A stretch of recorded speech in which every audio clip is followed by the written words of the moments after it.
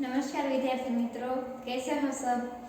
हमने विषय हिंदी में अगले वीडियो में देखा था कि चैप्टर 21 क्रांतिकारी शेखर का बचपन। तो अब हम आगे पढ़ेंगे कि पहले हम थोड़ा पुनरावर्तन कर लेते हैं कि पहले हमने देखा था कि ये जो क्रांतिकारी शेखर है वह बचपन से ही क्रांतिकारी विचारों में जुड़ा हुआ है, कि वह बचपन से ही विदेशी से नफरत और स्वदेशी अपनाना चाहता है, कि वह बचपन में वो जो कपड़े सारे विदेशी कपड़े हैं वह जला देता है और अपनी बातचीत में से भी वह अंग्रेजी शब्द है वह मिटा देता है। तो अब हम उसके आगे पढ़ेंगे कि और अपने हिंदी ज्ञान को प्रमाणित करने के लिए और गांधी जी के प्रति अपनी श्रद्धा जिसे व्यक्त करने का और कोई साधन उसे प्राप्त नहीं था, प्रकट करने के लिए उसने एक राष्ट्रीय नाटक लिखना आरंभ किया। ये जो शेखर है वह तो छोटा था, तो वह गांधीवादी विचारों से प्रेरित था, कि वह गांधी से प्रेरित था, कि जो गांधी जी जैसे स्वदेशी अपना रहे थे वैसे ही ये शेखर भी स्वदेशी अपनाना चाहता था। तो वह कहता है वह और तो कुछ नहीं कर सकता, लेकिन वह गांधी जी की प्रेरणा लेकर, गांधी जी से प्रेरणा लेकर वह एक नाटक लिखना शुरू करता है। जीवन में देखे हुए एकमात्र लेखक की स्मृति अभिज्ञता जी थी, इसलिए उसे लिखने में विशिष्ट कठिनाई नहीं हुई, कि उसके जीवन में एक ऐसी स्मृति यानी कि याद उसे याद था कि जिसे याद करने में उसे ज्यादा कठिनाई नहीं हुई थी। प्रस्तावना तो जो कि त्यों ही हथियाली, केवल कहीं कुछ मामूली परिवर्तन करना पड़ा। उसके बाद नाटक आरंभ हुआ कि एक स्वाधीन लोकतंत्र भारत में विराट स्वप्न जिसके राष्ट्रपिता गांधी है, कि वह उसने नाटक लिखना तो शुरू किया, लेकिन उस नाटक की प्रस्तावना जो कि त्यों, क्योंकि वो जैसी थी वैसी ही बैठी ले रही थी, और उसने नाटक लिखना शुरू किया कि हमारा जो विराट भारत है उसके राष्ट्रपिता है गांधी जी, और सिद्धि के लिए साधन है अनवरत कताई और बुनाई, विदेशी माल और मनुष्य का परित्याग, और प्रत्येक अवसर पर दूसरा गाल आगे कर देना। कि हम सब जानते हैं कि गांधी जी है वह भी ऐसा कहते थे कि अगर कोई हमारे एक गाल पर तमाचा मारे तो हमें उसके आगे दूसरा गाल भी रखना चाहिए, कि लो मेरे दूसरे गाल पर भी मारो। तो इसी तरह ये शेखर है वह भी गांधीवादी विचारों से जुड़ा हुआ था, और वह कहता है कि ये जो हमारी देशी कताई बुनाई है उसको हमें अपनाना चाहिए, और मनुष्य के जो विदेशी माल सामान है उसका त्याग करना चाहिए। सत्य हरिश्चंद्र का इंद्रलोक आरंभ से हटकर अंत में आ गया था। अपने ऊपर शेखर की प्रतिभा द्वारा सूर्यास्त के सुनहरे टापू की छाप लेकर शेखर के नाटक का अंतिम दृश्य था स्वाधीन और बहादीन भारत, एक स्थूल आकार प्राप्त स्वप्न। कि उसका नाटक है वह अंतिम सीमा तक पहुंच चुका था, और उसका अंतिम दृश्य था कि स्वाधीन और बहादीन भारत में एक स्थूल आकार प्राप्त करता हुआ स्वप्न, कि उसने स्वप्न देखा था कि मेरा भारत है वह एक दिन स्वदेशी हो जाएगा, ये जो विदेशी है वह कुछ भी मेरे देश में नहीं रहेगा। नाटक पूरा हो गया। शेखर ने सुंदर देशी स्याही से उसकी प्रतिलिपि तैयार की और उसे अपनी पुस्तकों के नीचे छिपाकर रख दिया। ये जो नाटक पूरा हो गया और शेखर ने सुंदर स्याही से उसकी प्रतिलिपि लिखी और उसकी पुस्तक उसने छिपाकर रख दी। पहले साहित्यिक प्रयत्नों की गति उसे अभी याद थी, इसलिए उसने अपना यह अमूल्य रत्न किसी को नहीं दिखाया, सरस्वती को भी नहीं, और हर समय जब जहां वहां जाता उनके मन में एक ध्वनि गुंजा करती कि मैं शेखर हूँ, एक अपूर्ण नाटक लेखक चंद्रशेखर।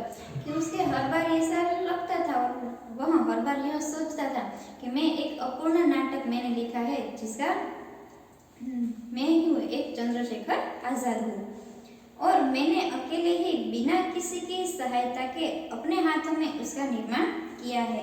स्वाधीन बहादीन भारत में एक चित्र का मैंने, कि वह सोचता है कि मैंने ही एक नाटक का निर्माण किया है जो अभी अधूरा है और वहाँ ही स्वाधीन बहाधीन भारत का एक चित्रण भी है। शेखर के पिता एक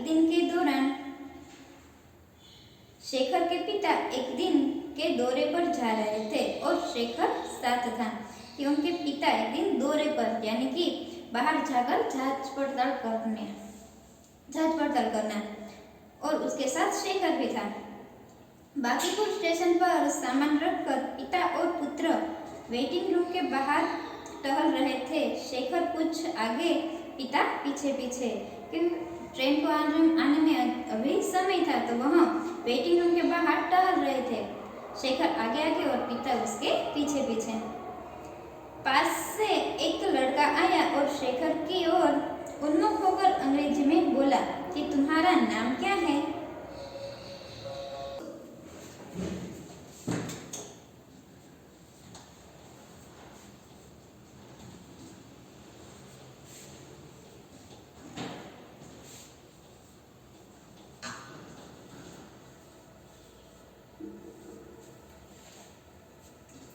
एक जो लड़का आया और एकदम उत्सुक होकर बोला कि तुम्हारा नाम क्या है? शेखर ने सिर से पैर तक उसे देखा। लड़का एक अच्छा सा सूट पहने था, सिर पर अंग्रेजी टोपी और उसके स्वर में अहंकार था। शायद वह अपने अंग्रेजी ज्ञान का परिचय देना चाहता था कि शेखर ने सिर से पैर तक उस लड़के को देखा और वह लड़का दिखने में तो अच्छा खासा था। उसने सर पर एक अंग्रेजी टोपी पहन रखी थी और उसकी आवाज में अहंकार यानी कि घमंड।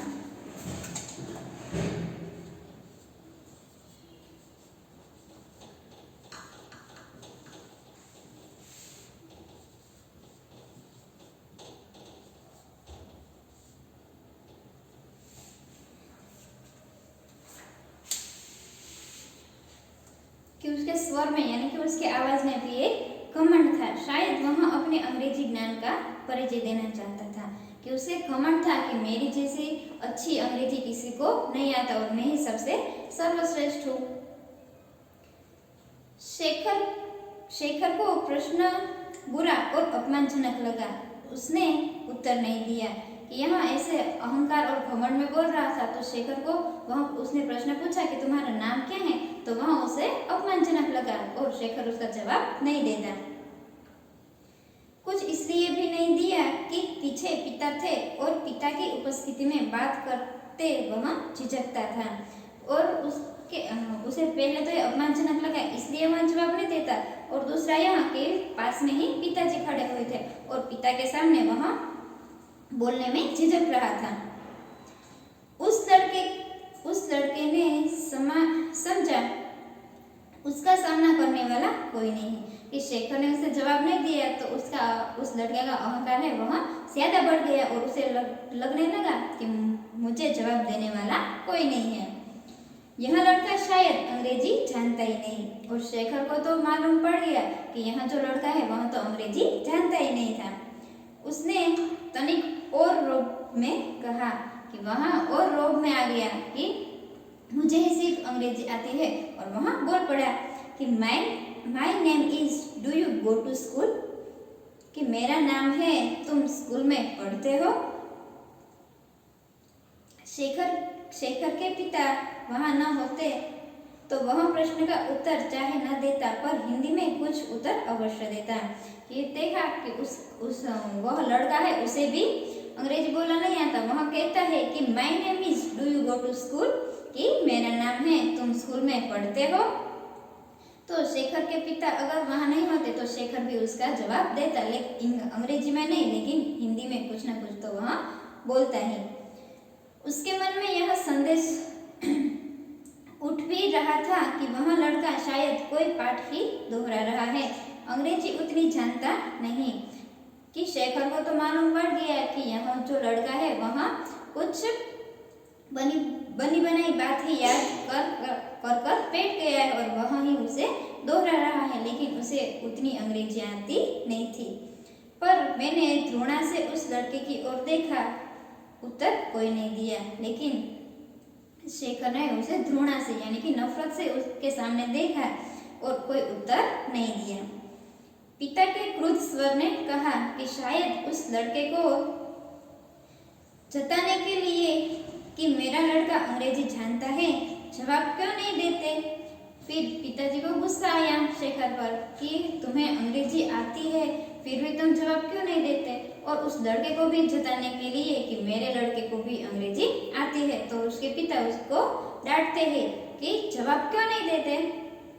शेखर और भी चिढ़ गया और भी चुप हो गया कि शेखर को और गुस्सा आया और वह चुप हो गया। वह लड़का मुस्कुराकर आगे बढ़ गया और उस लड़के को लगा कि सिर्फ मुझे ही अंग्रेजी आती है बाकी किसी को अंग्रेजी नहीं आती, और वह मुस्कुराया और आगे बढ़ गया। पिता ने कहा कि इधर आओ। शेखर उसके पीछे पीछे वेटिंग रूम में गया तो पिता ने उसका कान पकड़कर पूछा जवाब क्यों नहीं दिया, मुंह टूट गया है। तो पिता ने उसे फिर से डांटा और कहा कि इधर आओ, और शेखर उसके पीछे पीछे वेटिंग रूम में चला गया। और तब उसके पिता उसके कहते हैं कि जवाब क्यों नहीं दिया, क्या तुम्हारा मुंह टूट गया है। तभी ट्रेन आ गई और शेखर कुछ उत्तर देने से या उत्तर न देने की गुस्ताखी करने से बच गया कि तभी उसके पिता उसे पूछते हैं कि जवाब क्यों नहीं दिया, तुम्हारा मुंह टूट गया है। और तभी ट्रेन आती है तो शेखर को कोई भी जवाब देना नहीं पड़ता और शेखर उस गुस्ताखी से बच जाता है। दूसरे दिन घर पर पिता ने माँ से कहा कि हमारे लड़के सब बुद्धू है। कि दूसरे दिन जब वह इस दौरे पर से वापस आ गए तो वह अपनी शेखर की माँ से कहता है उसके पिता कि हमारे सारे लड़के वहाँ बुद्धू है, किसी के सामने तो बोल नहीं निकलता।